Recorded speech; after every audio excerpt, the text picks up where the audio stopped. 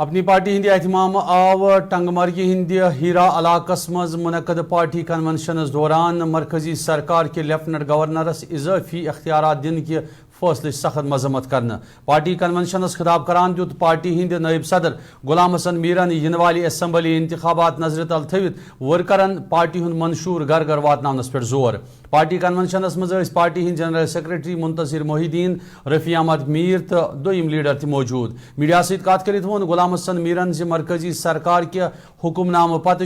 تمن جموں کشمیرس مز اسمبلی انتخابات منعقد کرن شاید اپز باسان تکیاز بقول غلام حسن میر لیفٹننٹ گورنرس مرکز طرف حریمان اختیارات فراہم کرت جموں کشمیرس مز کان سرکار بناون فضول باسان یہ مقصد ہے ہمارا، ہم سکھائیں گے، ہم ڈرتے نہیں لیکن چکتے نہیں، اپنی آواز کو دیکھیں جہاں تک الیکشن ہونے کی بات ہے میں آپ کو بتاؤں گا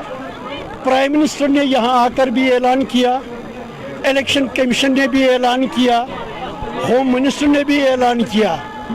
لیکن ابھی میں بتاتا تھا جموں کشمیر کے لوگوں کو ابھی بھی اعتماد نہیں ہو رہا ہے کہ الیکشن ہوں گے یا نہیں رہا ہماری پارٹی کا سوال۔ ایک پولیٹیکل پارٹی کو ہر وقت تیار رہنا ہوتا ہے الیکشن کے لیے، الیکشن ہوں یا نہ ہوں ہم ہمیشہ سے الیکشن کے لیے تیار ہیں۔ یہ جموں کشمیر کے لوگوں کو، یہاں کی اسمبلی کو، یہاں کی کیبنٹ کو، یہاں کے چیف منسٹر کو